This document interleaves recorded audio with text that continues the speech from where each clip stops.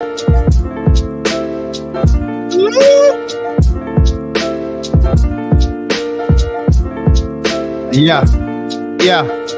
It's great.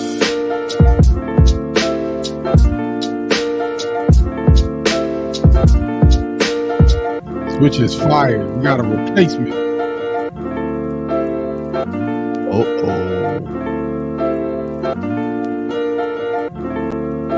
Trade in your jerseys, Mitch. Yo, this is Nick D. I'm Brie K, and this is Kasari. You already know what it is, man. It's William Cater. Yo, this is DJ Lost and Found from the Missing Link podcast. Hey, what up? It's Miss Hero from Pew Army. This is Stephen the Levite. Yo, what's good, y'all? It's your boy YP, aka Young Paul.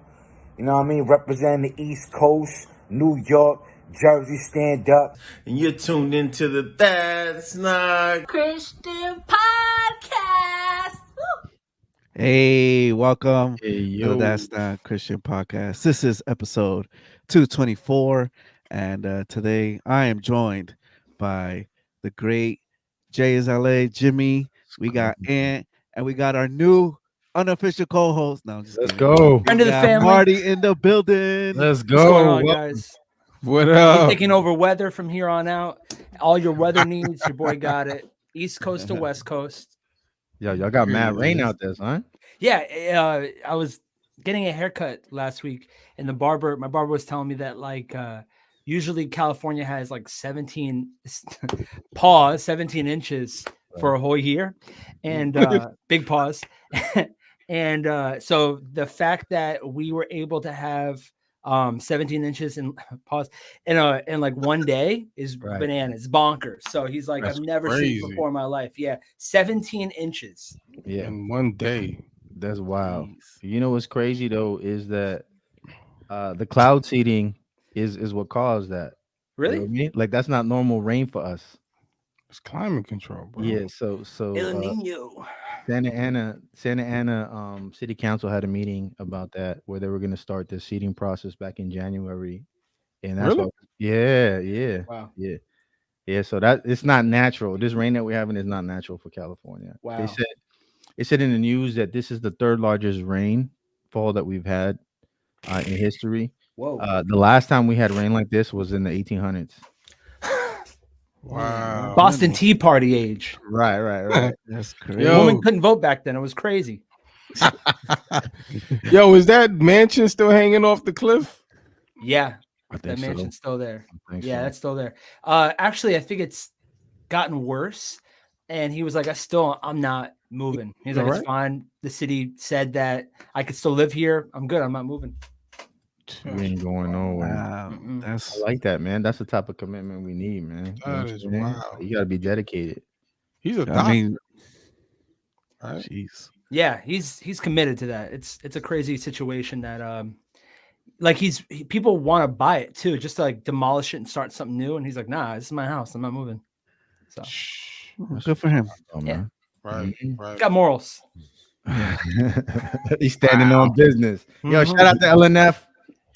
Word. See you in the Shout out to comments. everybody on Instagram as well. We are live there. And everybody on X, we appreciate you. And if you haven't already, hit that like button, subscribe, share this with a friend, bring them on here.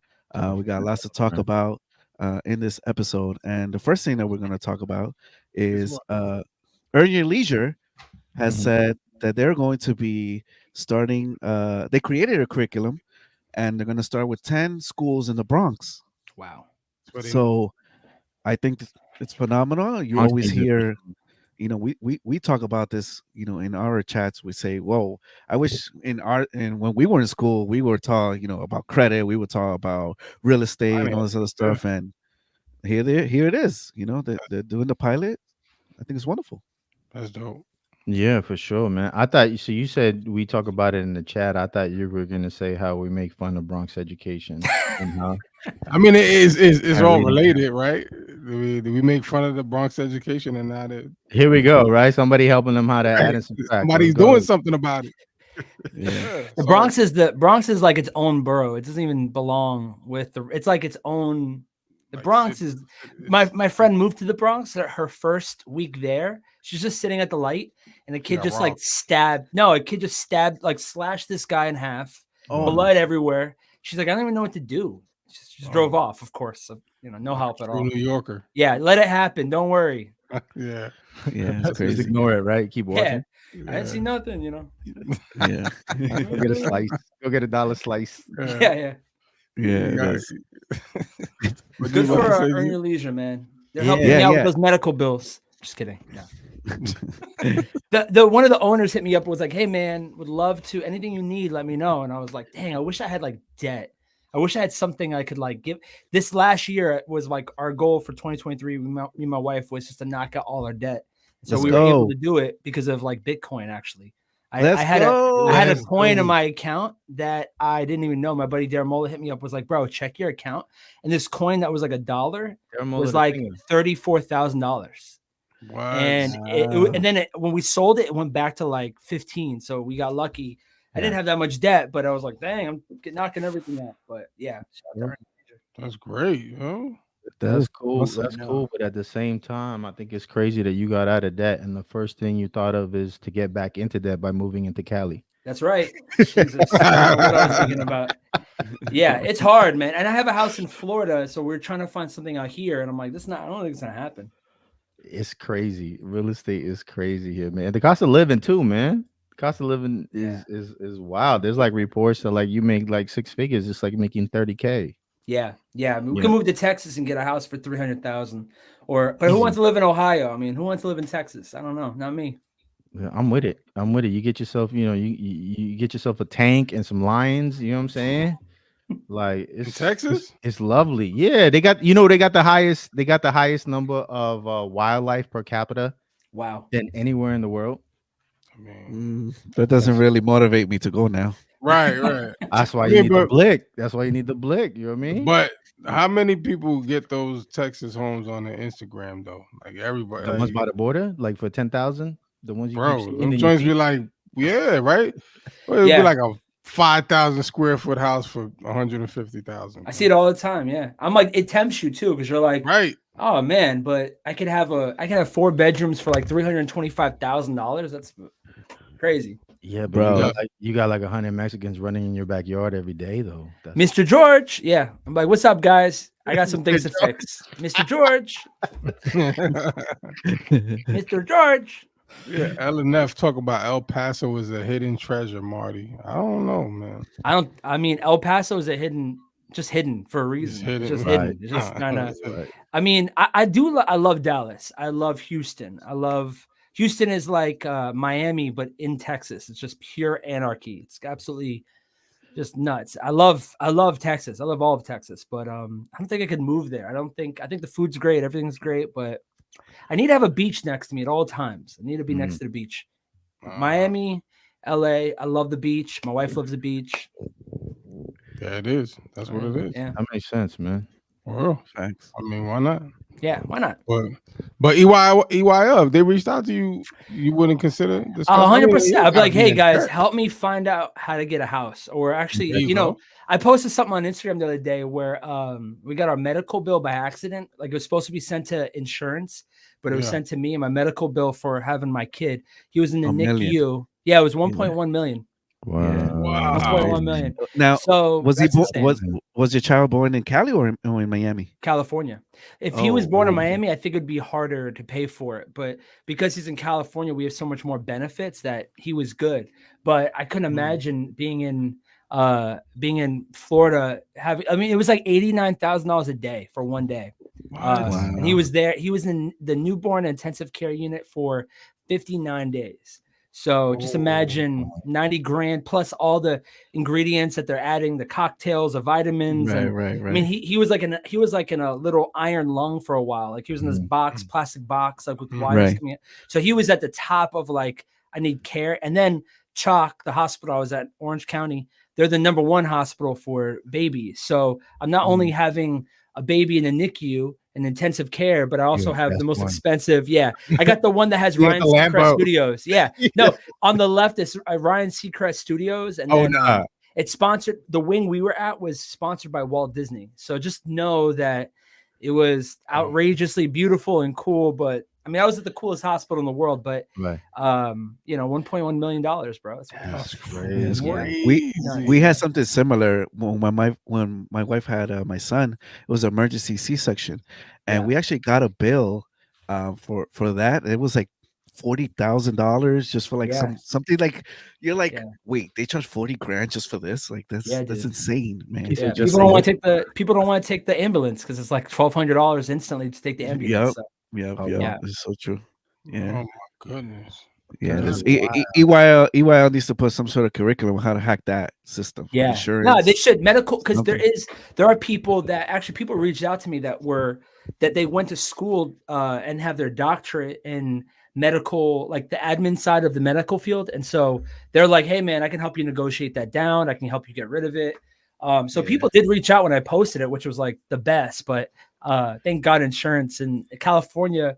We're covered, but you have to pay taxes, but we're covered. Yeah. It's covered for 3 years, unlimited. That's California for you.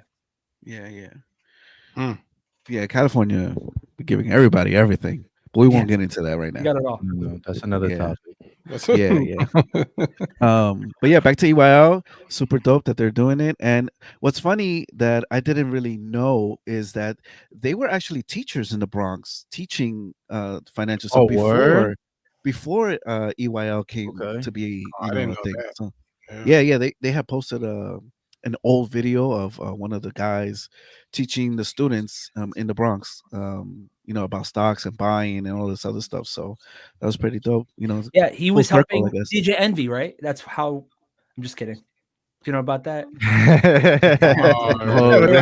DJ Envy, and no, I'm just kidding right there.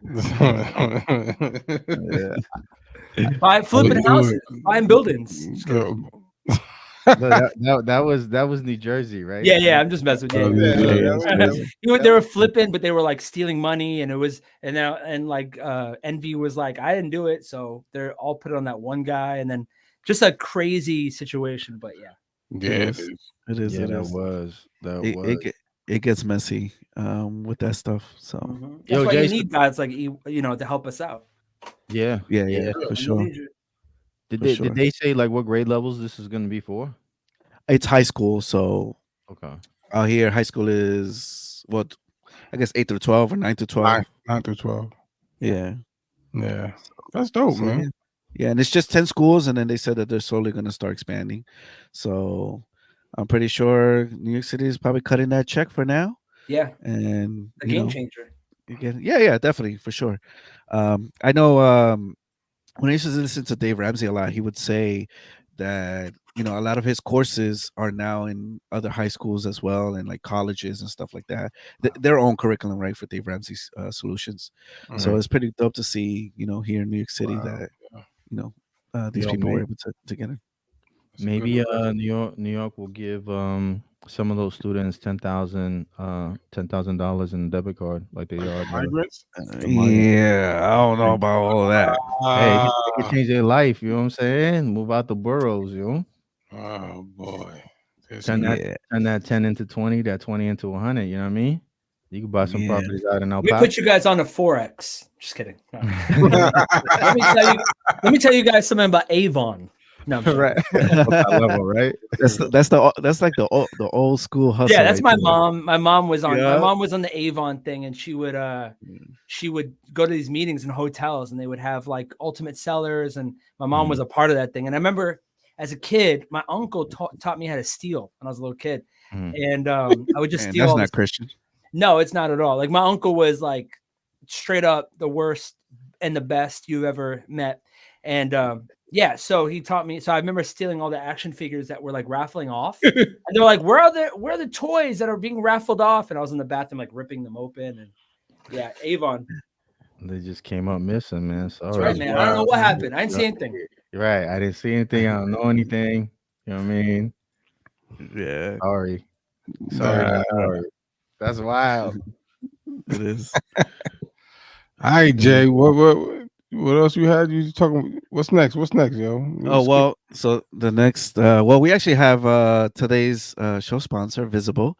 If you're ready to experience top-notch self-service without breaking the bank, Visible has you covered for just $25 a month. Enjoy unlimited data, talk, and text on Verizon's powerful 5G network.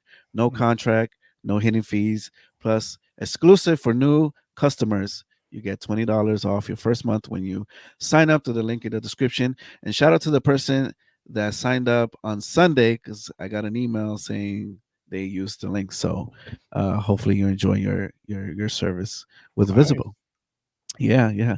So keeping talking about the West Coast, we have California's non-official president Snoop Dogg Okay. making headlines again, and this time he was on a podcast and he says that You stop smoking somebody again? not stop smoking or promoting another product, but it was more to do with music, right? Wow. He says on the podcast that somebody from Spotify or his team, they got back to him saying that he hit 1 billion streams, right? Mhm. And then the That's first question he asked was, "How much money does that mean? Does that translate to?" And he said something about 45 or like between 45 and 49K, and he was like, "Well, that's nothing." So right. we have Marty here, who's Yeah. who's an artist. What do Mhm. you think about 1 billion streams and you only getting 45K? That's crazy. Yeah, it's super easy. I mean, it's like it's one of those things where you have to understand Snoop Dogg has been signed multiple times, right? So I don't know what kind of contracts he has. I don't know what he's like dealing with, but that's a bad contract. Like that is absolutely. I mean, we don't even have how many streams? 1 billion streams he has. You Yeah, it said says a billion on a Spotify. billion. Okay, just on Spotify. So Social Club, our catalog, I think on Spotify only has like 600 million. So I think when that interview came out, that was like a couple of years ago. So we have made more than 45 grand, but it just shows you the contracts he probably had. I mean, you're thinking all of his streams. You're thinking Snoop Doggy Dogg with Dr. Dre. You're thinking the Suge Knight years. You know, like what was he making there? Right. You're thinking about, there's a lot of that goes into that. So that number one, that's contracts. This contract was probably crap. He's probably in a co-pub deal, which means that he was half of his money was given to a label that was signing him at the time. So you have to understand, like, it's just it's what you negotiate. And so back in the day, you have to understand that also TLC had a contract where they Right. sold 30 million and they only had 3%, which is what basically like a producer would make. A producer makes 3% of every record. Like that's like standard. So I could tell you I've had less streams and made way more, but it just shows you that you need to own your catalog. You need to own your situation. So for me, we're no longer on Capitol Records anymore. We were signed for 5 years. It was an incredible experience. What I've realized, number one, is that no one even understands what a record label does in general, like the general public. No one knows. But I got to learn, and I had some really incredible people, Brad, Hudson, Josh, like the owners of the label, like the president. They taught me a lot. I learned so much. So it wasn't a bad experience, but I'm no longer on a label. I started my own label called Apollo. And so Apollo is like, it's lo-fi music. It's anybody that I produce. It's my own thing.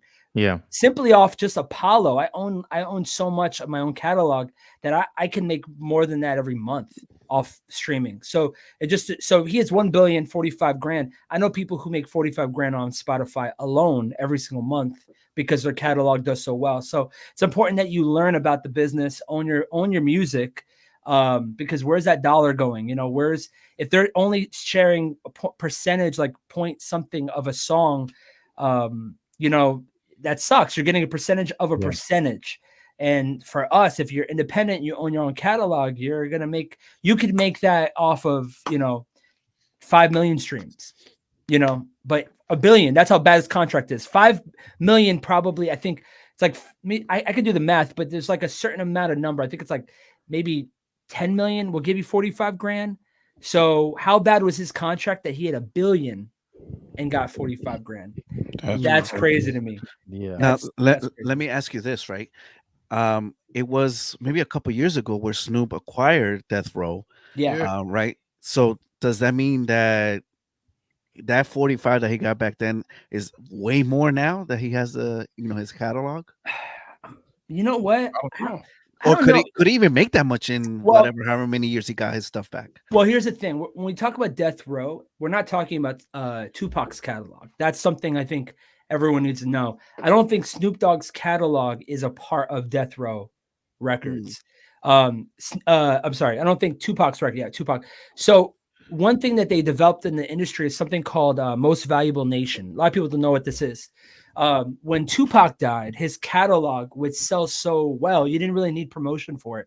People love Tupac and they want to buy it. So they want to buy his records regardless, stream it. You don't need promotion.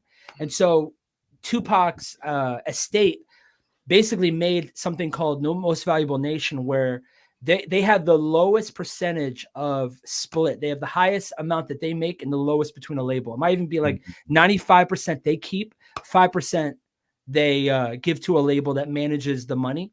And so because of that, they started something where now you have to legally, once you talk to a label, you can ask them, hey, what's the MVN? What's the most valued nation? They have to tell you what that is. So what that would be on their label. So maybe Beyonce has the highest royalty rate. You get to know if you ask.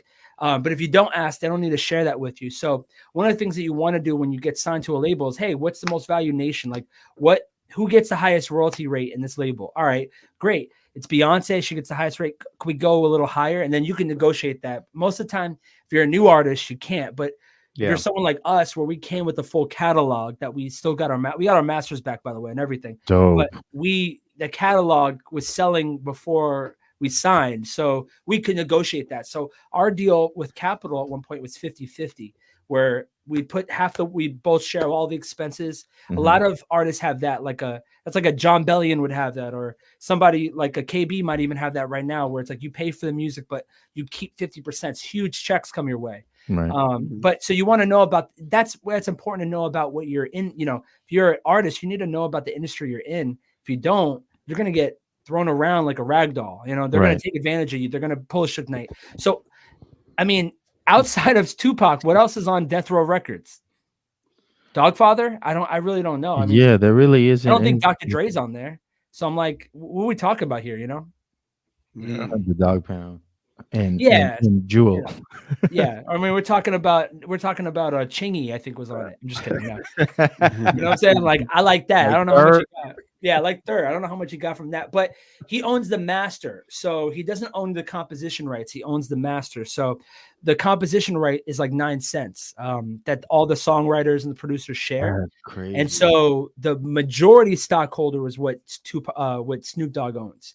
And so for that, he's probably making money, but I don't know. He would make more if he had It Pays the Cost to Be the Boss, that record with Drop It Like It's Hot, Beautiful. If he owned that, he'd be multimillionaire in a day. Like you would make so much money. That was his big best-selling record. So he needs that. But I think Pharrell owns that, if I'm not mistaken.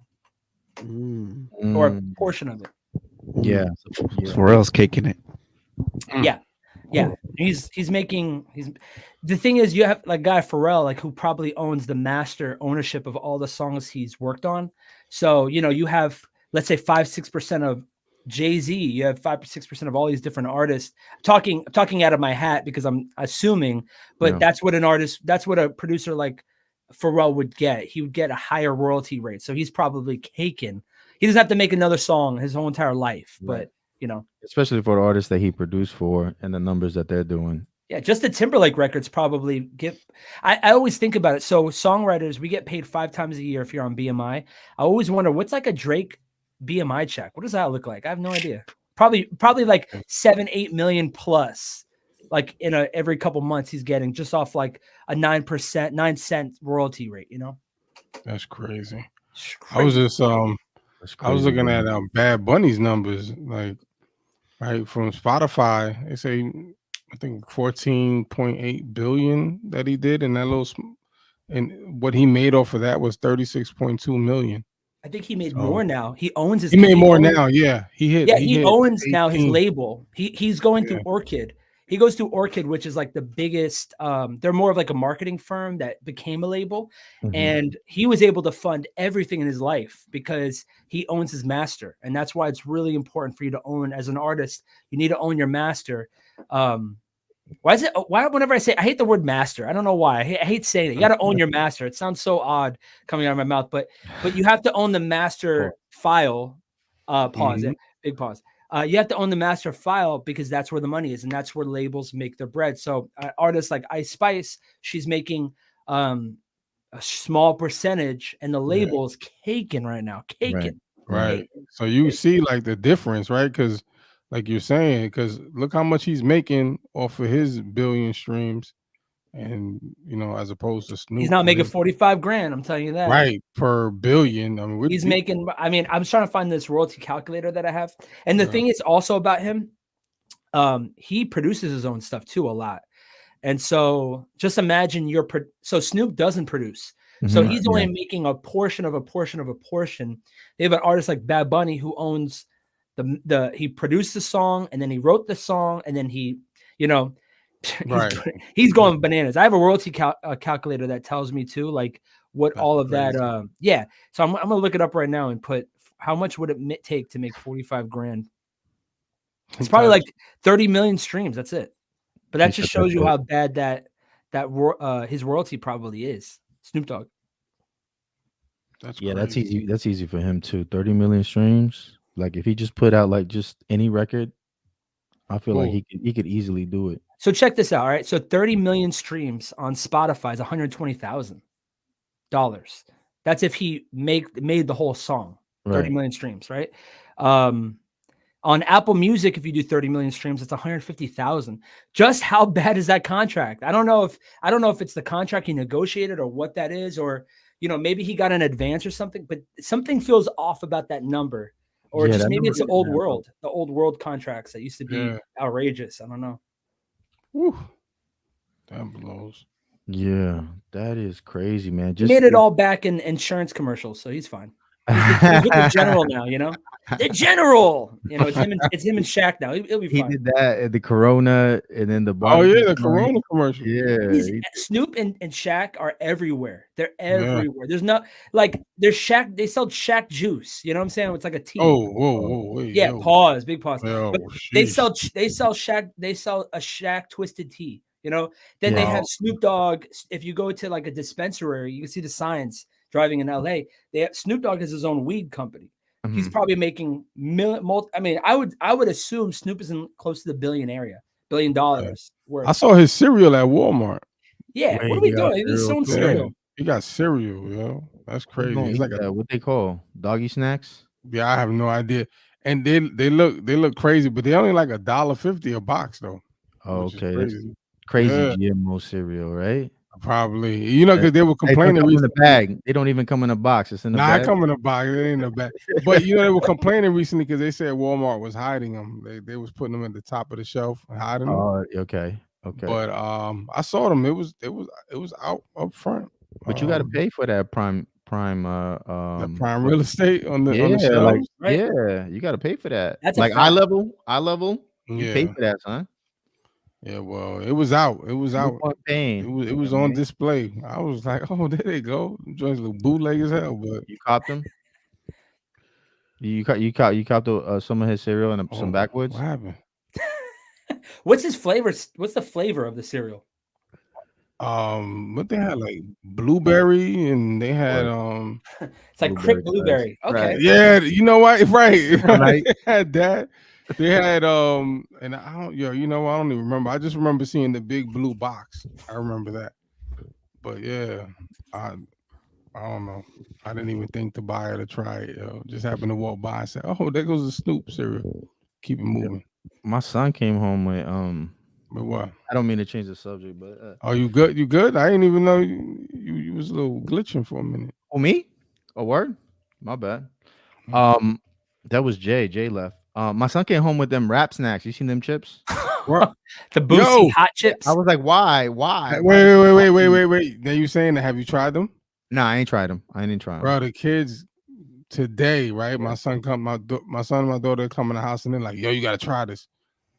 I'm like, all right, okay. So they open up the bag. It was Rick Ross. What is it? Sweet chili lemon pepper. Lemon pepper. Right. So I try it.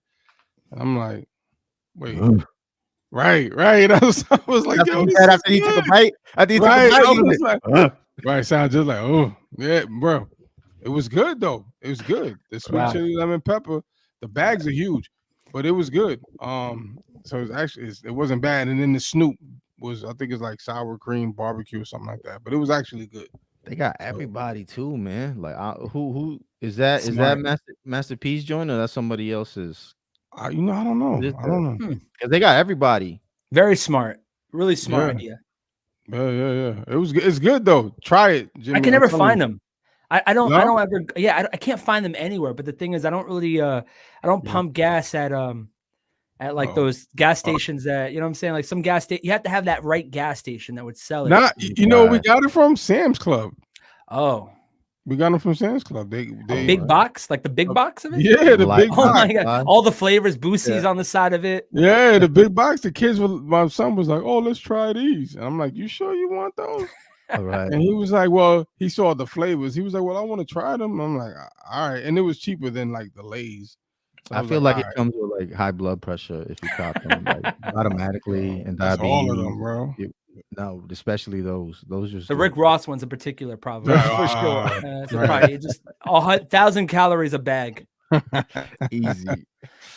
But Hey, I'm man. telling you, Jimmy, try them. Try and watch. Then you're gonna be on the next show sucking on your fingers with a sweet chili lemon pepper. Yo. Available at your local fast track right now. Just kidding. I'm gonna wait on those social club misfit tostone chips. You know Oh what I my mean? god. Yeah, that's exactly Oh. what I would do. Heck yeah. You already know. Tostones for sure. It's a wrap. That's a really smart idea. I'll be surprised if Bad Bunny doesn't come out with something like that. Like a He little should, right? right? Yeah. That's true. That's That's a true. great idea. That's a great I idea. don't know. Bad You Bunny. should TNC edit gets that out. 10%, Marty.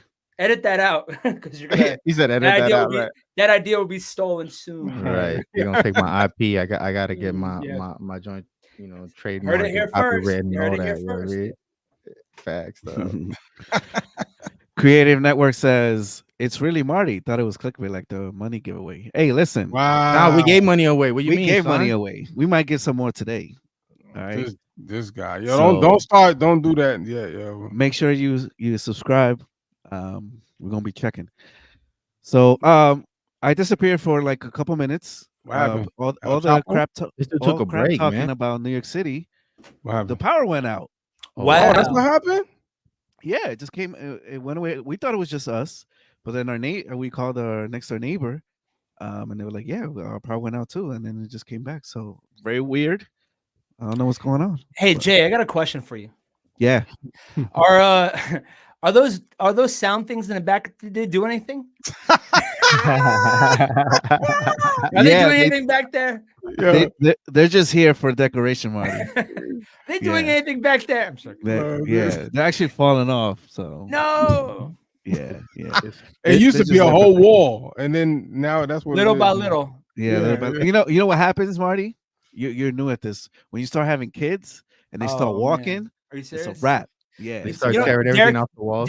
Derek Meyer told me the same thing. He said his kids, he's got like two boys, like similar age. He Right. goes, you wouldn't believe the things they do in the bathroom. You would not believe. He goes, there's urine all over the walls. He's like, they do not care. He's like, Yeah. boys Sounds like don't daddy care. daycare. So I'm like, ugh, I have a little Yeah. boy. But yeah, this dude had a whole wall, and now look, 200 something episodes in, that's what he They got were left. climbing the wall. Yeah, man. Yeah. That's amazing. So- Kids. Kids. They wrapped themselves in Velcro and then jumped against the wall. Right. All the stuff we did as kids, they've evolved to be. One day I remember my uncle pulling up to the house and I jumped on top of his car and ran over it. Yeah. And I like what the stuff that we would do as kids. I don't like, why would I do that? I have no idea, but That's a beating. yeah. If you don't flip over the car, Yeah, Right. I know. I got hurt. No, I got hurt for real. Oh, you but did? you have to act Oh. like you didn't get hurt. Yeah. I'm like, I'm fine. I'm fine. I'm like out of breath, Okay, like I'm trying okay. to, when you're catching your breath, like a little tear in your eye. You're like, I'm fine. Just trying to. I'm fine. That was me. I'm fine. That's hilarious. Yeah. I'd be like that, man. Like now that we got like Instagram and TikTok and YouTube, man, I see all those like epic fail videos, man, and I'm scared to ride my skateboard, and I used to be Right. a skater when I was a kid. You know what I mean? But just seeing all them videos, I'm like traumatized. Like, no, man. Have you guys ever fell in public like recently? Have you guys fallen? Recently? Like Nah. recently, like fallen where somebody's like Watching. you like a public like falling situation. I just had one the other day. I was walking down a hill because my car is getting fixed. It was raining in Cali, of course, and I drove over some rock and it ripped off my bumper detached. So getting it fixed, and I decided to go over the hill and wait for my Uber to pick me up to go to a coffee shop. And as I'm going down the hill, I fell, like aggressively fell on my knees. And I was just like on my knees gave out, and there's no one around. So I had to process all the shame by myself because I was like, no one saw, you know, it's just like shameful. Good, yeah. And it's like, I had my knees got like bloody scratched. I was bleeding. I had to pretend like it didn't happen. I was like secretly in pain. You know, you want to like call somebody and Started tell doing them. push-ups, right? So just in case somebody was I know. I watching. rolled. It was so bad. I rolled on the ground. rolled And I too? got up, and then the Uber's pulling up. Like, what the heck are you doing over here? I'm like, I don't know. Just go to Starbucks, please. Yeah, like, Don't look at me. I'm just doing calisthenics. Yeah, That's yeah. all. Don't look at me. Don't look at me. Like, by the way, you have any band-aids? Yeah. You guys have any paper towels? I got cut on your door. That hasn't happened. Hasn't happened to me recently, but when my kids were younger, they got skateboards for Christmas, and I used to skate as a kid, so I was like, I'm gonna ride the skateboard to the corner store, go get myself a frappuccino or something. And I'm skating, man. I'm mashing down the street, and I hit a rock, and I just go flying like Superman, like for real. I even like turn and look. You know what I mean? Like I tucked and rolled, and these kids started laughing at me. I was like, I'm good. I'm too old for this, man. Yeah, I was hurting for days. Yeah, and no one knows because you're just like, we're older now, so it's like it hurts worse, man. It hurts. It hurts. Man. So Marty, I got a question. Talk to me, brother. Crazy stuff be happening to you. You tweeted, yeah, bad stuff be happening. You tweeted 15 hours ago. Yeah, and I just started laughing when I read the tweet. So you were like, on Reels or TikTok or whatever, you have these people that are going around asking, what do you do for a living? And they give you the course. Yeah. In New York too, they'll be doing it. Yeah. So you tweeted and you said, hey, there's a viral video out where people are doing interviews on the street. Yes, I'm in it. Someone was asking strangers if they believe in Jesus Christ. My response was yes, but I don't want to talk to you right now. I came to get Erewhon to get a $17 smoothie, not to get into a debate. Yeah. So there's like an expensive smoothie. Yeah, there's an expensive smoothie that they sell there too. It's the Justin Bieber's Hailey Bieber smoothie, they call it. It's like a $17 smoothie. That's how you order it? Yeah, it's called the Hailey Bieber smoothie. And so I was going there, and this guy's, but me in the video, you really don't like it's not like I'm like highlight or anything like that. It's more of him being like, nobody wants to talk to me, and it's me next to him, like, get away from me type thing. And it's like a real quick. Yeah. I was like, all right. I was like, I know this is gonna come. There's a couple things that, like, one time I went to Universal Studios, and I don't even know, it's this famous blogger, and he's filming, and I'm like talking to my wife, and we're like laughing behind him. And my wife looked up his name because he had this big camera, and looked up because he had his name on his shirt like an idiot. And my wife looked it up, and she saw us in the back of the video. There's a couple, anytime in like New York, LA, or Miami, you got to be careful. You'll be on camera. There's a couple friends I know, like famous rapper guys that that I guess they're Christian. I don't know, they're famous, but they're well known, but they're in videos too that we joke around privately. And I'm always like, if people just knew that we're all over videos, like Christian artists and people, and it's a funny situation. But yeah, I was like, dude, not today. It's like 9 o'clock in the morning. Get away from me. I haven't had my smoothie yet. Leave me alone. Well, I mean, it was like traffic, it's like 40 minutes of traffic to get there to try it. Because I wanted to try the viral smoothie. Yeah. It's 45 minutes to get to Cali, and to get it to Los Angeles when you're in Los Angeles. It's like Miami's the same thing. 3 hours to get to Miami, you're here. But yeah, I'm like, nah, I'm good. I was like, it's just too early. Just don't get away from me right now. I don't know. So I was like, if someone sees that, I just want to what inspired me to apologize was I saw Fat Joe apologize. Oh yeah. Because he's like joking around but being serious. He's like, I have shoes older than you. Kind of trolling the kid. And I was like, man, like no one, I didn't even see the video. All I saw was Fat Joe apologize. So I'm like, you know what? I should just, in case someone sees him, like, yo, that's Marty or something. hey guys, I'm not a jerk. I don't want to talk at 9 a.m. in the morning about it if I believe in Jesus Christ, and then sometimes I'll tell people I don't believe in Jesus just to hear how good their pitch is from the gospel. I'm like, let me see the pitch. Let me see the pitch. Let me see what you're working with, because it's not good. Let me tell you this right now. I had a guy once, I told the guy I don't believe in Jesus just to see what he would say. And he pulled out a magic trick. And I'm like, oh, come on, man. You gotta do better than that. You gotta do better he had a magic, he had these two cards that look like they don't, like one card looked bigger than the other, and he was like, look, it's like an optical illusion. And I was like, that's how you're gonna present the gospel? That's what we're gonna use here? That's what we're going with? Yo, you ran into the Christian Carrot Top. That's yeah. crazy. I met David Blaine over here. David Shane. Oh, wow. Dude was trying to pull a rabbit out the hat and preach about Jesus. I was like, I don't need this. I was going to see the movies. He was right in front of the movie theater.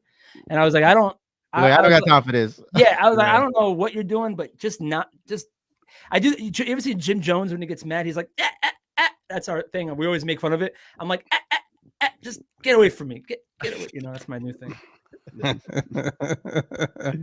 Someone in the chat goes, I have those cards. I'm telling you, it's a real thing. I'm not even joking around. I'm not even joking around. You ran into him. That's what you he has those. That and the back of them have scriptures, and the front of it's like these little. It's really a shame. Yeah. Those are the joints you get at the Bible bookstore back in the day. Yo, that's crazy. It's right next to that piece of bread that has like little like triangle scriptures when you pull it out. You ever seen that? Like it's like a loaf of bread that's like it's like a fortune cookie. It's like no, but it's like plastic fortune. It's like daily bread, and you pull out like a little fortune cookie of like your scripture for the day. I actually just got one. I went to Calvary Chapel. I was trying out churches, and they sold it, and I bought it. It's like my fortune cookie for the day. I'm like, have that. Blessed and highly favored. I believe if I don't like the scripture, I'm like, let me try again. All right, that wasn't for me. Yeah. Do over. Wisdom comes with patience. Nah, that's not for me today. Let me get repent. I don't know about that right now. No. Be angry. It's like be angry, but sin not. I want to sin. Right. I want to sin today. Especially if they get your smoothie wrong. You know what I'm saying? They can't get it wrong. It's. I don't even know what's in it, but you should look it up. It's a Haley Bieber smoothie. Just like $17 smoothie. $17 stupid dollars. It's delicious. It's incredible. But wait, like how many? Like I would say how. It's a real thing. No, let me see if I can pull it up and send it. No. But like what is it? Like a medium, large? Like how many ounces? It is. It's like a medium. Like I don't think they didn't really have sizes. I just asked for it. Yeah. That's wild. And I could just make it at home. Welcome to LA. It's supposed to do wonders for your skin. So You know what I'm saying, Aunt? You know what I mean? Like I'm telling you, man. When you send those reports to New York and San Francisco and all these other places where the cost of living, can't even get the can't get the zoom in. All you can see is the bottom red, but yeah, crazy. That's crazy. It is. Listen, maybe you can get a sponsorship off of this now. You know what I mean? Right, promoting them. Maybe he might get a month free or something. I don't know. So that place, Air One, is the most expensive grocery store in the world. Mm-hmm. It's insane. Like you can get like a salad, like a pre-made salad, like $30. It's like a very wealthy. It's like outrageous. It's like North Korea prices. You know what I'm saying? Like it's like out of it doesn't make sense. Yeah. Like you have to ration out. Yeah, it's like communist prices. It's like it's so expensive to get meat. You gotta give up your kid. Stuck to grain. I'm stuck with grain here. I can't eat meat right now. All right. Good Lord. That's for the well off. That is, bro. That is crazy. Wow. So you were living in Miami. Yes. And you decided to go to California. Yeah. Right. You mentioned earlier, right? You like the beach and all that stuff. What other reason did you leave beautiful, free Miami to go to communist California? Yeah. Right. Well, people think Florida is free. It's very not free. It's freer than California and New York. On what scale? That's the question. On what scale are we talking about? Like what's free? Like Florida to me is like, I feel this is a hot take right here. I feel safer in California than Florida. I know that sounds crazy, but yeah, I I live in Orange County. It's different, sure.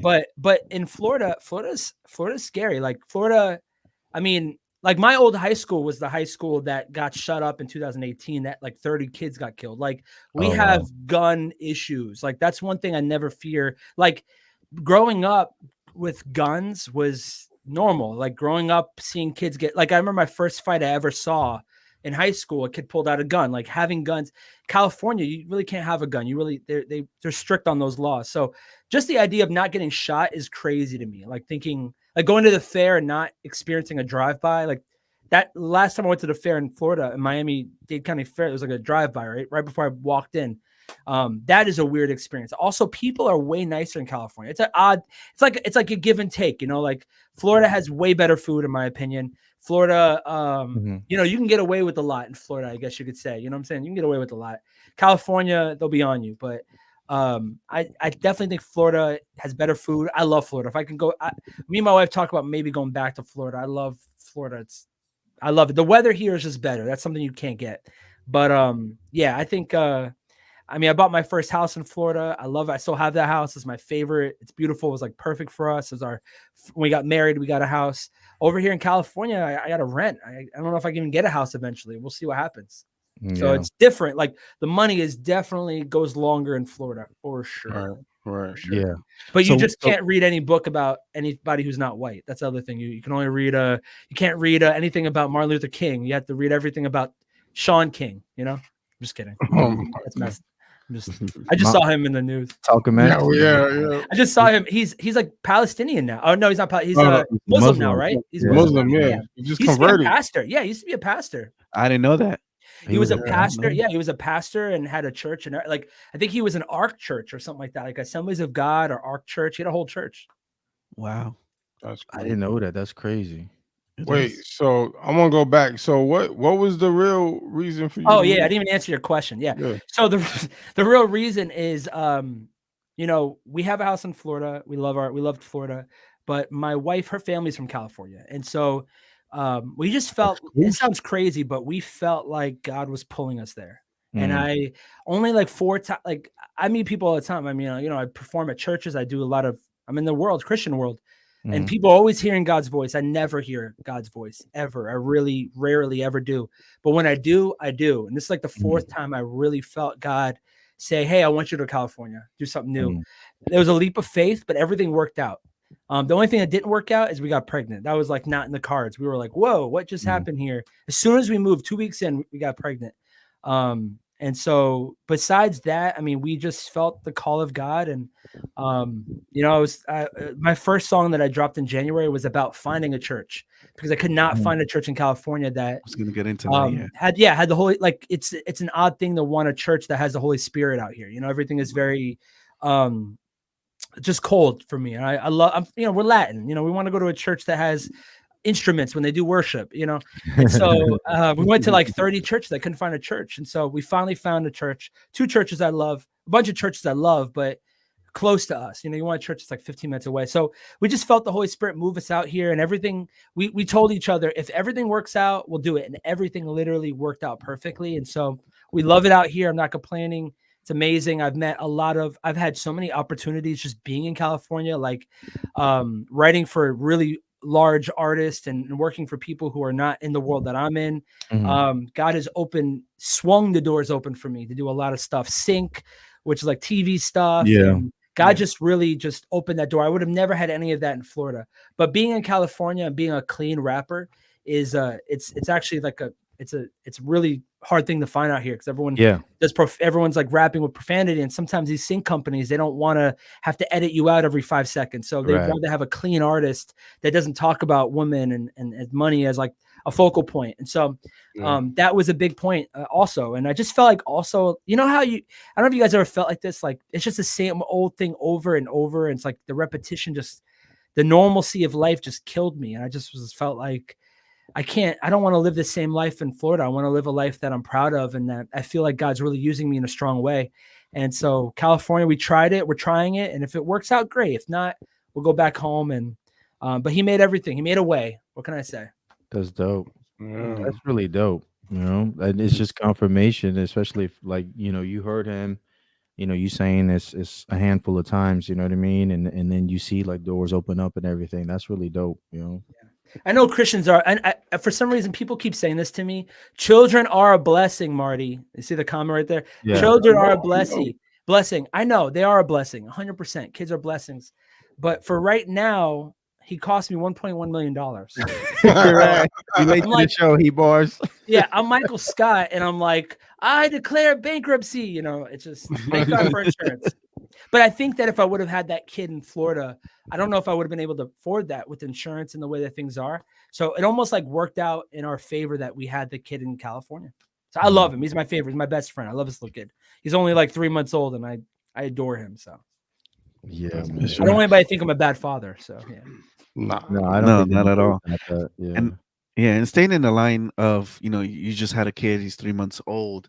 How are you balancing being a dad, being, with your wife, and then also with your career as an artist, especially in Christian hip hop, Yeah, 100%. So, man, it's hard. I'm not gonna lie. So, if anyone has kids, like the first 3 months, you're a zombie. You're just exhausted. And so, they say don't let your kid sleep on your chest. That's all he's done because I'm trying to go to sleep too. I position myself with like 2 pillows so that he doesn't fall off. But this is my schedule. 8 p.m. I go to sleep. I wake up at 2 a.m. and then I start the day from there on. So 5 a.m. in Florida, I'm awake, and then I go back to bed at 8 p.m. And so my schedule's off. And so my wife does a great job of allowing me to have like 9 to 5 is kind of like how I work. So I'm 9 to 5 when I work my music. And then when I tour, we need her mom to help us out. And luckily we live in California where her mom is available to come by the house and take care of the baby. So we're very, very blessed because we have a great support system. Probably, I don't know if we would have that in Florida, but we have that over here. And so we're very, very blessed. That's very valuable. But and then also I would say if you're an artist and you have a kid, make sure you are working like with 3 months in advance in your mind, because for me, it's like, thank God I already had 30 songs ready to go. Cause if something were to happen, I could just promote it. I shot the content before I had the kid. So all the stuff I've been posting, I already had shot last October. So I'd prepared just in case something, if I couldn't work. And it worked out pretty well. Nice. Living in LA and living in New York, living in Miami, when it comes to being an artist or being in media and all this stuff, right? These are like sort of like the meccas, especially LA, right? When it comes to record labels. What have you seen, or how do you feel like you can contribute with artistry in LA specifically? Yeah, it's a great question. That you were different when it came to Miami. Yeah, I've lived in New York, I lived in Miami, and I lived in LA.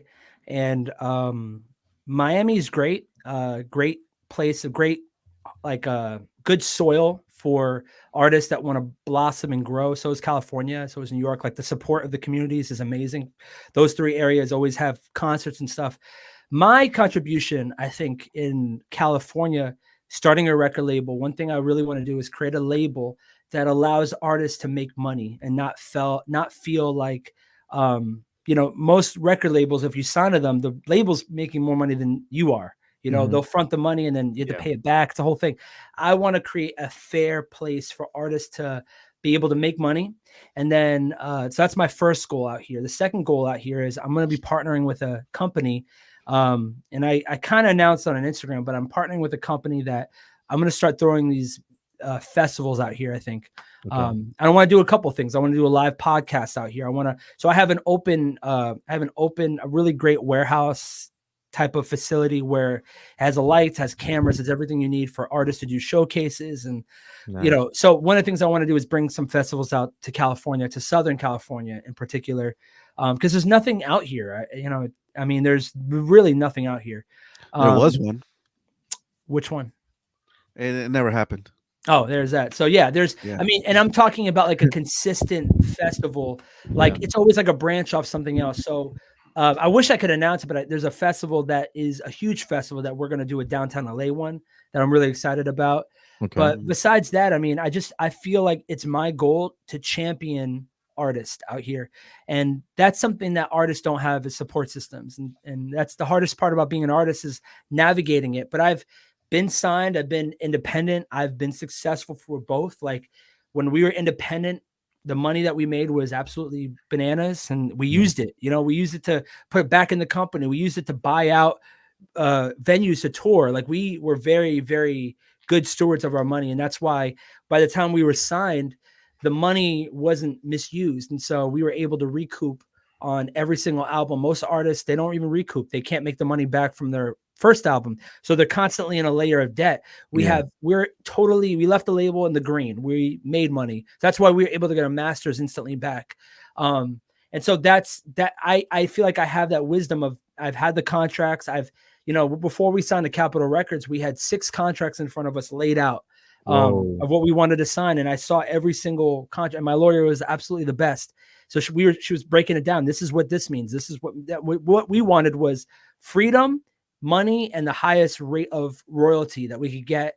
And I felt like Capitol was the best artist friendly label, and they really are. And they're great. And granted, no one always gets it right. So people always have this chip on their shoulder about labels, but I enjoyed our experience and I loved it. And I would do the same thing I did. And now that I'm independent, fully independent, and have my own label, my goal is to champion artists and people, creatives that feel like they just need someone to help them out because they don't know where to take their music. And some people, especially in California, the talent out here is so ridiculous that I know I'm going to find 4 or 5 artists that we're going to take over the West Coast for sure. Nice. Where did you learn where did you learn about kind of keeping the business and everything, cash flow positive and all that stuff? I guess probably in the corporate world, when I turned 18, I worked at a store called Nordstrom, and I worked there for 10 years. I ended up becoming like one of the youngest assistant store managers. I worked in HR, and then I handled all the money for the store. I was like accounting when I was in HR. I was handle all the books and stuff like that. Granted, like it's an easy system. It's like you can't really mess it up. But I worked the books. I had to cook them all. I was cooking books, and so So and that helped me out a lot. But also just this idea of knowing that you are your best investment. And so you want to put money back in the company. You want to put money back in yourself. Most artists that I know, when they get that first initial check, the first thing that they do is they waste their money. And so the first thing they do is they buy the house, or they buy the car, or they buy something that they don't need to buy. And so that money wasted just totally. And, Christians don't really get major label contracts. So the few artists that I know, we got a big advance, but most artists that I know don't get advances. They get nothing. They're signed to a label and they're getting maybe 10 grand as an advance. What do you do with that? I mean, that's to hold you over till you release music. And then sometimes it's even to pay for the music. So just what are you going to afford with 10 grand? I don't know. Yeah. Not nowadays. You can't, some beats are like $5 grand to buy a beat, to make a radio song. It's $5 grand out the gate, so we always felt like, let's make sure we lived within our means, lived our wage, acted our wage. That was a big deal. We would always say that. Fern did the whole Dave Ramsey course. And so, for us, we always felt like investing in ourselves was the top priority. And then from there, the excess money is what we would put back, we'd give ourselves, but it was always company first. And so it always worked out in our favor. God always provided. We always did what was right. We never wasted our money, but learning probably from the corporate world, to be honest with you. Yeah. That's dope. That's dope. That is. You mentioned Fern. Yeah. What's up with Social Club Misfits? Well, you guys rebranded to Social Club Misfits with Capitol. Yeah, we had to. Prior was Social. Yeah. So when we signed to Capitol, we found out there was like 400 other bands called Social Club. We were one of 400. So it was really hard to copyright everything without getting sued or having to hire specialists to do everything for us. And so that's why we added Misfits. Really, it was like a money thing. Yeah. Your last album as Social Club was in 2022, and then you've branched out. You've had your own albums, Fern as well. So is there anything coming up with Social Club together, or you guys, So for Social Club, I think the idea for we grew up listening to Dipset. We grew up listening to Wu-Tang, those are our favorite artists. We love Jewels and Cam and Dipset, like Jim Jones. it's a New York thing. You just love it. You know, you love Terror Squad. You love the gang. You love like DMX and Rough Riders. Like we love the squad. So the idea for Social Club was let's do Social Club and then also branch out and do our own thing as well. Yeah. That was always the model for us. The issue is that Social Club became so popular that we kind of got pigeonholed because the labels were like, you could do your own thing, but Social Club is constantly making money. Why not just do Social Club? And so even Marty for President did so well. It was hard because my album was #1 in all of music at one point. You know, Fern did really well, and so it's like we always felt like we were 3 in 1. We were like the Trinity. That's blasphemous, but it was like Social Club. It was Social Club, Marty, Fern. It wasn't blasphemous. It was nice. Roasted Social Club, in the comments. yeah. I don't even want to look. I'm just gonna do one of these. But this is all the burn marks from cooking outside in California. But Social Club, Fern, Marty, we were all just one entity. And so we're going back to that model.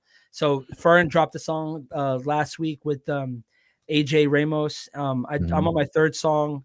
I'm going to drop a song for as long as it takes until our careers get back to where I want it to be. And I want to, this time, now that I've done it before, I'm like, let's do it the way I want to do it. And how would that look like? And so everything that I'm doing right now is shifting my brand, Social Club, and Fern into a place that's a legacy artist. You know, like even though I'm like 35 and I love what I do, like I feel like I'm 25 again, and I have the wisdom. I know how to produce now. I know how to do every part of the business. I don't need anybody, and so that's just what I'm going to pursue. And then in the process, supporting others is really important. It's high on my priority list.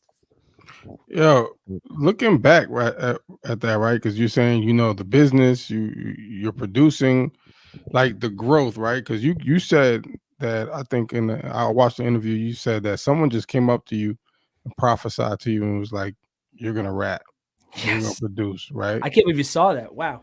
Yeah, and to think, right, from that point where you're like, I don't even know who this person is, I can't rap for nothing or produce whatever, to now, right, to where you're at now, like, when you think back on that, like, how does that make you feel? Well, I think the first thing I think about is that comment right there that says, "So you love Satan's servants of music." Oh, that's Kyle. He's the dude. He's the most blocked man in CHH history. Yeah. Harlem World, baby. All right, yeah. So, it's funny. So I just had gotten saved. I had just gotten it saved. I was on a missions trip in Canada, and we got invited to a Native American tribal community where you only can go if you are invited. They don't have any police there. They have their own, you know, it's like, it's tribal land. It's different. So I go there with my dad, and I'm working for a guy. I'm doing like lighting and helping out with cameras, and I'm 18 holding a camera like this. I just gotten saved. And this guy walks up to me and says, "Hey, actually, what's crazy is that everything I'm doing right now, he had prophesied over 15 years ago. He had prophesied I was going to go to California.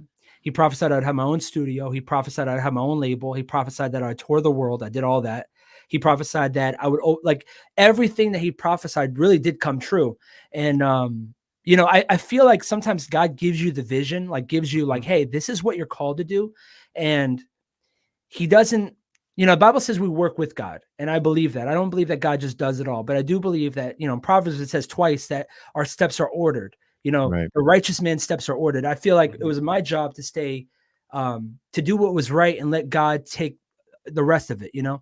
And so for us, that was kind of it. I mean, prophesied, and I didn't even do music. I remember thinking to myself, like, this will never happen ever. I'm never going to do this. And he has it on camera of all things.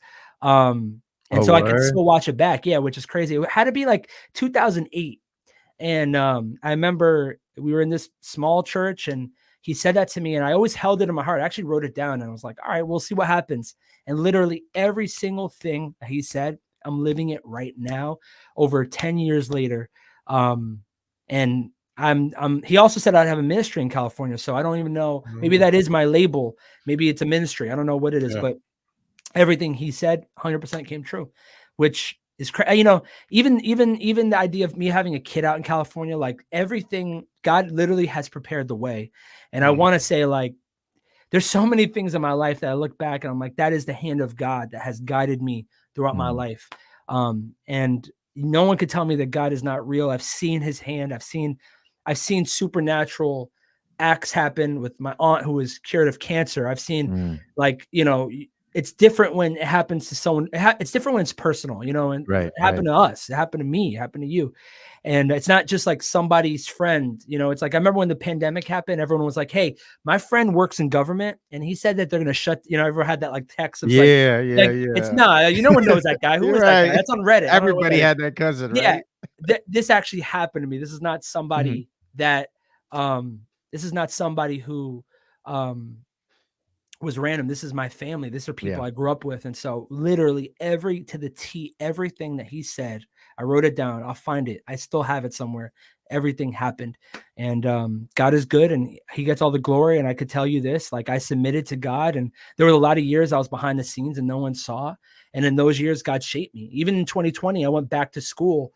I always knew that if God called me to do it, it was my job to reach for that. Right. So even in 2020, I went back to school. I went to Berkeley online in Boston.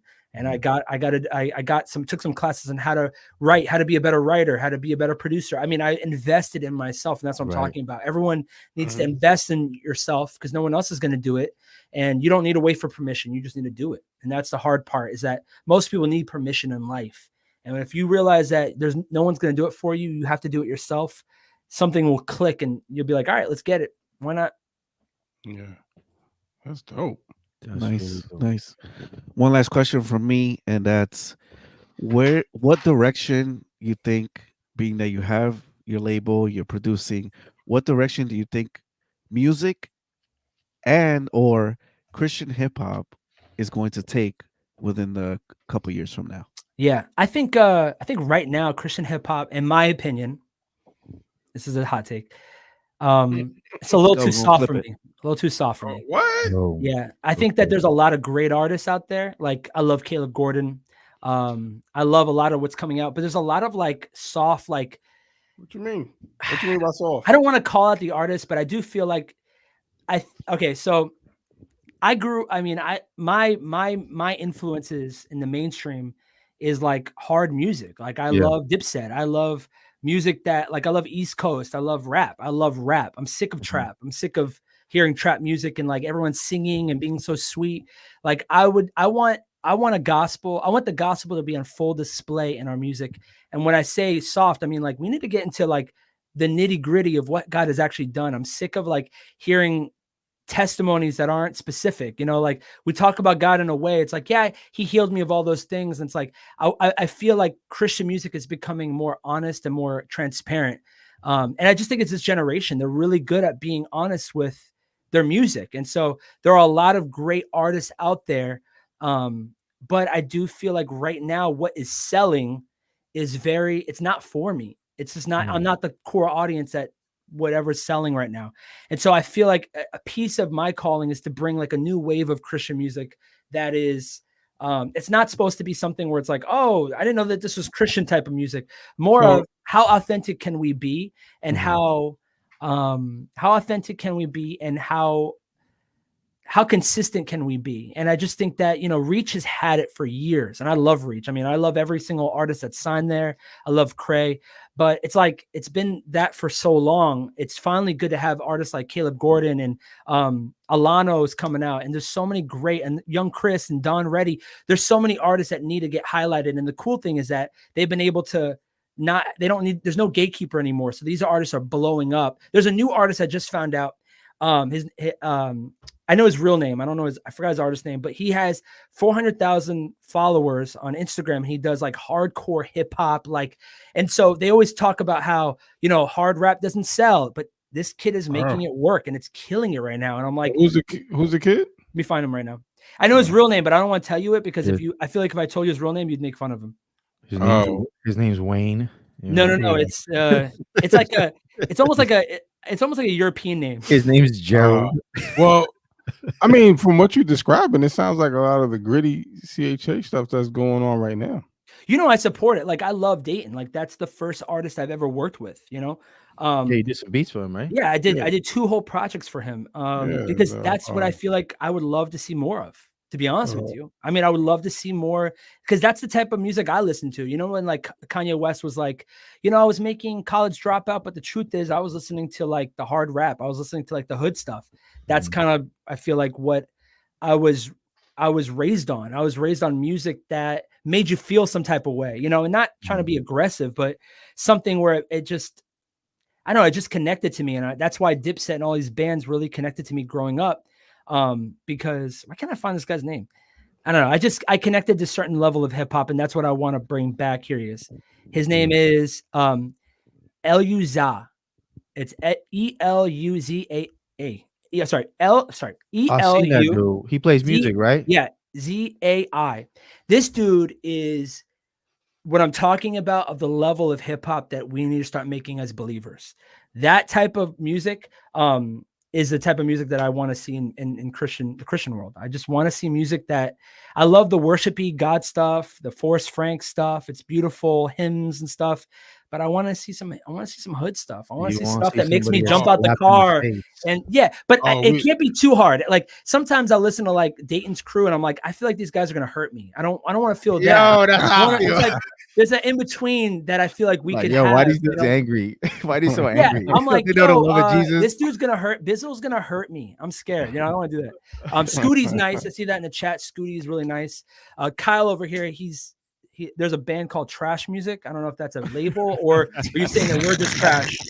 I don't know. But yeah, I think Scooty, like I'm just, I guess the best way to say it is I'm just ready for a new level of artist that is transparent, honest, and just makes like hard music that has nice drums, 808s. I'm sick of hearing the same on every single song. Like we're not doing Uzi Vert. We're not doing these Juice WRLD songs anymore. Like the industry has surpassed that. Like the Travis Scott no one's doing that anymore. Like his last album didn't sell as much as Astro World. Like it's almost like like people want content, right? Like I can't even tell you a bar from that album. I can't tell you anything about his life. I want to hear music that has some type of substance in it. And so imagine if we were able to have that level with the gospel. And so I'm just starting to see all these new artists, and Breno is one of them. Breno, I feel like, is really fire right now. And that's like the level I want. That's what I want to hear. And so I don't, you know, I feel like, to be honest with you guys, this is a hot take.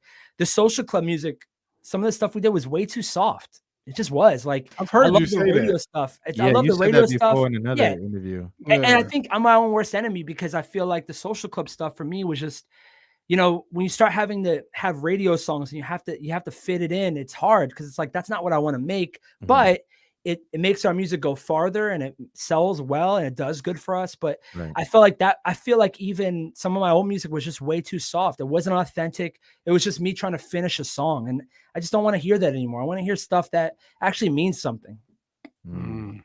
He said Dipset is trash music. No, it's powerful music. That's the label. It's powerful music. That's the label that they're on.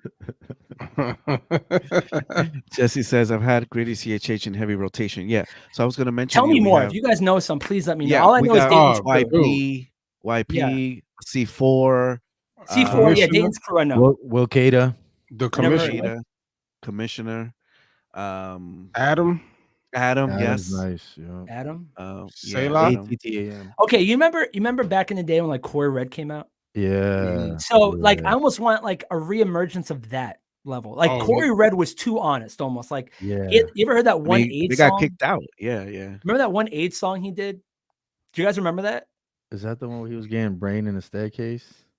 I don't think it was that one, but there was one of him where he it was like an AIDS awareness rally and he was rapping about AIDS. But anyway, it was just too extreme. But like, at least with Corey, I felt like, hey man, this guy's being honest. He's putting it all out there. Transparent. And I think and I feel like in music right now, we're putting our best face. We want to look like we're powerful. Actually, Paris said this the other day. He said, you know, why don't we start rapping about we're broke? I'm like, yeah, absolutely. Like that's the level of transparency and honesty I want to see. I want to see that. So, Marty, but is there a market for? Oh, go ahead. Sorry. No. I'm sure there's a. Well, there is. I believe there is. I was gonna say, but Marty, you can make that market. You're the. That's producer. That's what I want to do. So, like Griselda. To be honest with you, like if you would be like, hey, Marty, what do you listen to? I'd be like Griselda. Yeah. That's what I like right now. Yeah. I mean, my wife hates it. She's like, can we not listen to a guy who goes, for 45 minutes? I'm like, what do you? I don't know. And I'm not even from that world. I'm from the suburbs. I don't know. But at least I guess. But there's dudes like that in CHH. Yeah, I just don't know it, man. I need to get it. But bro, you in the right place then. We know. we know all them dudes. Yeah, I need you guys to make me a playlist, and I need to be put on, because outside of Dayton and outside of like C4 and some of these guys, I really don't know much. And I think that like one of the reasons why I wanted to produce for Dayton was because I felt like I want to hear you on like some sample stuff. Like, let's get some sample stuff. Let's do this. And it's so hard to clear samples. So now, I always felt like I'm making the music that I want to hear. Like, I just produced a whole record for KJ52, a whole 7-track EP, and we have 2 more songs coming out. And that's a good definition of what I want to hear. Like, it's hard music, it's honest music, it's vulnerable music, it's music that talks about the cross and how we need redemption. It talks about therapy. It talks about just finding God, or God finding you where you're at. Like, that's what I want to hear. And I guess all I hear right now is just very clean music, like very I guess because also one of the things is I try to listen to artists that no one knows about, and what I'm seeing is just the same type of auto tune and stuff, and I want to hear their hard stuff. I just want to hear it. So let me ask you this. Well, I'm not gonna ask. I'm gonna say, well, you did the "Who Do You Believe," right? I did both of those. Yeah, both of those records we did. We literally did those like a week. And those fire. And my only complaint about those is short. I was like, no, they're mad short. Yeah, we did them in like 2 weekends. It's like when you do that. But even for the cover art and the stuff that we did to get, like, that was my idea. I was like, why don't we make you like Nas? But my favorite record was the "Who Do You Believe," and that EP for me, it meant a lot. And so there's one song in particular that I genuinely think it's like one of the best songs, but it's a sample song. But it's hard to do those songs. It's hard to do anything that has a sample on it in Christian hip hop and clearing things. But Honor Code on "Who Do You Believe," the first one, like that, I love sample. I love rapping. I love hip hop. That like I have a buddy of mine who's working with a very well-known artist, our favorite. If we were to have top 5, he'd be in top 5. And the artist told him, he said, "I'm not going to rap until I have something to say." And I feel like that should be the approach that we take in music. We shouldn't rap unless we have something to say. Like, what are we talking about? Like, we're talking about girls. Like, I don't know, man. The type of music I've been hearing lately, I just want to hear some like hard stuff, bro. I want to hear, it doesn't even have to be East Coast. It just has to be a mix of authenticity. And I just want to feel something. Like, I guess the only way I can explain this is because you guys we're on the same age. When DMX would premiere a song, I wanted to run through a wall. Like, I was like, woo, whoa, that's crazy. That's the type of feeling I want to have. And it's Kanye West said that on an interview recently. He goes, "I'm trying to make music that makes you feel something, like excitement. Feel like when you would hear Jay-Z's dropping, you're like, oh, we gotta hear the albums. We gotta hear it right now. Like, that's what I want to bring to the genre. And I feel like I did a terrible way of explaining that, but that's, if I would encompass everything, it would be, I want to bring back excitement. I want to bring back a new spin on the gospel. Does not need to be changed. It always will work. But the way we frame it and the way that we communicate it from different vessels, it'll work." Oh, you hear that? The TNC presents Marty's, whatever presents. It's gonna be a collab album coming. Yeah, right. You already know it. You got some bars. It's gonna happen. It's gonna happen. All on Griselda beats. I mean, like name one Christian artist right now that sounds like MF Doom. Like, that's the type of music I'm listening to. Like, name one artist that sounds like Conway or Benny. Or another artist, like, there's not many like that. There's maybe we have like one for one, and there's like, I think, it's a different pot. You're thinking in mainstream, there's like 15 of them. And then in Christian music, we have 2. And I'm like, I just want people to be authentic. I know there's a couple people in New York right now that are just popping. My buddy Chris Durso told me, he's like, there's a couple guys you need to look out for. They're just absolutely killing it. But what's crazy? Yeah. I seen Chris recently, like, trying to find people like, yo, I need to tap in, and he feels the same way I do. Yeah, and I noticed that it garnered like a lot of attention, where a lot of the folks that the gritty CHH folks, and I'm not outside of Dayton's crew too, people were tapping into that, and he might have gotten overwhelmed by a lot of, because they're out there, right? You just, I mean, you really just need better marketing. That's probably what it is. Yeah. That You know, too. we all work full time. Like most Christian artists that I know, they work a full time job and then they do music. So Yeah. it's hard to make music, promote it. And nowadays, you got to be everything. You got to be promoter. You need to be the writer, the producer. It is really, really hard to do that. And so I wouldn't even say maybe we don't have it. I would say maybe we just it's tough when you need marketing. And the best type of marketers are like the guys who do like the pop hip hop. Like I love pop hip hop. Like that guy Connor, Nick D, those are my boys. They're great, but they do pop hip hop. And they can make some hard stuff, but that's pop hip hop to me. Nick D is like incredible to me. I mean, I produced a couple of his earlier things. He's phenomenal. He's one of the best MCs. But like, you know, it's like he's a great promoter. And so nowadays you need to have a promotion. And I think the issue that we're having now is that we're still trying to figure it out when the world has already figured it out. They're already shooting content. They're willing to work 13 hours a day to make it work. Yeah. I think it was crazy hearing from you, right? Because you worked with a lot of artists though. Like you worked with a lot of big CHH artists. I mean, not just CHH, right? But we're talking gospel art. I mean, you know, just Christian artists, right? Torrin Wells, Jordan Felice, all of them type of folks too. But for you to say, like, yo, we need something new, something refreshing. Well, it's a new generation. I mean, I know Andy. Like we know Andy. You know, we know Andy makes great music. We know KB makes more music. I'm referring to more the younger generation that's coming up. Who's going to take the reins from all of us? There's only like 4 or 5 artists that are really killing it right now. And you have who's going to take it from Cray? Hopefully it's Hovey. I don't know. I just don't know what's going to happen. I always think legacy, you know? No, that's dope. But I agree with you in the sense that you got to be original, right? And I think that was always one of my issues with CHH was like, you know, I think you have to create that lane, right? You you need to draw them in.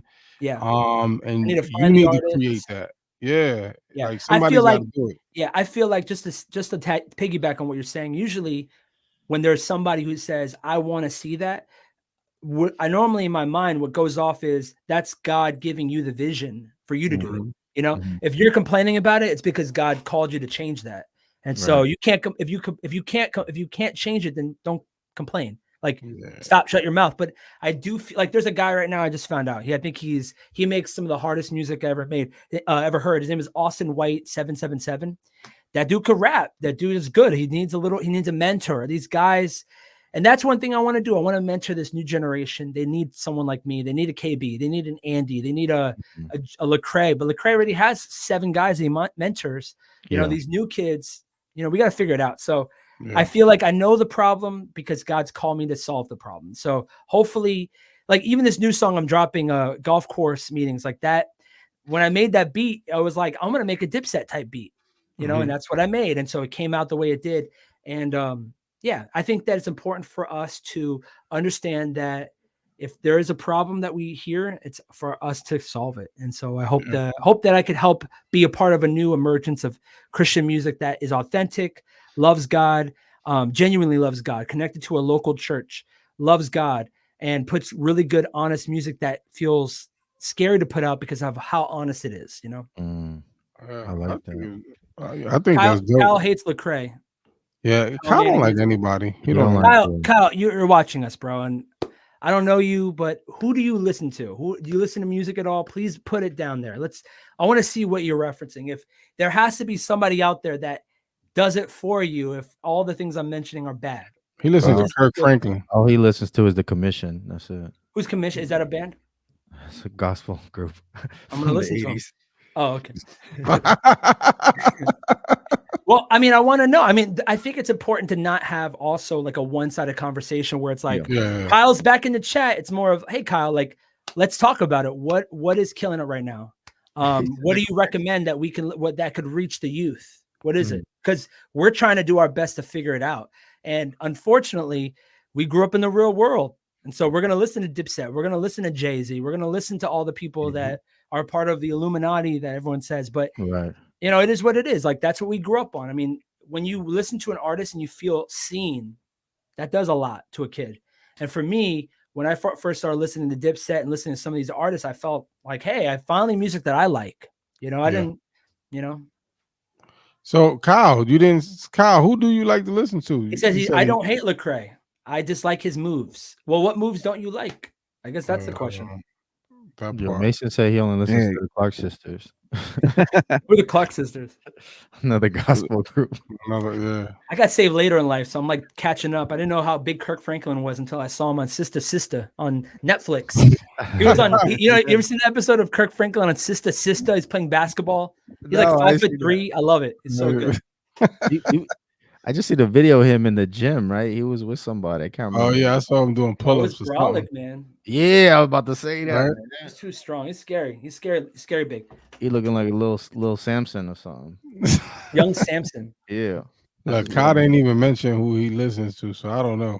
And so we're gonna wrap this show up. So sorry, Kyle. You're next week's guest. Yeah. That's facts. So, Marty, where can people find you? Where you want to let the people know? Yeah, your next drops. Absolutely. You can find me on Instagram, everywhere under Lecrae, Lecrae, and that's where you'll find me, baby. I'm sorry. Just look up Death by Marty Marr. Terrible name, rough name. It's a long story how I got that name, but Death by Marty Marr. Got a new song coming out the 22nd. Just look up Marty, you'll hear it. And then it's got this guy named Gavin the Hot Rod, who to me embodies what I'm looking for, even though he just retired because he felt like the Lord told him to step away and pursue full-time ministry. So it is what it is. Oh, wow. So you got the last verse? The last one, man. I got lucky. Wow. That's dope. I grew up on that garbage too, and I vomited up. Whoa. Oh, okay, well, like a dog returns his vomit, I got to hear that song one more time, baby. Yeah. Dope. Well, thank you for being on, Marty. We appreciate it. If you haven't already, hit the subscribe button. Before we leave, we got the verse of the day, and it is Romans chapter 5, verse 1 and 2. It says, "Therefore, since we have been justified through faith, we have peace with God through our Lord Jesus Christ, through whom we have gained access by faith unto his grace, in which we now stand, and we rejoice in the hope of the glory of God." So thank you, everybody. Thank you. If you haven't, hit the subscribe, hit the like button, share this episode with a friend. This was a phenomenal episode. Share this with an artist that you think could benefit from it. And go check out that'snotchristian.com. See if you like something, cop it. We appreciate everybody. We'll see you on Wednesday for another show. And peace. Love y'all. Peace, y'all. Marty, stay on, Marty. Yeah, you got it.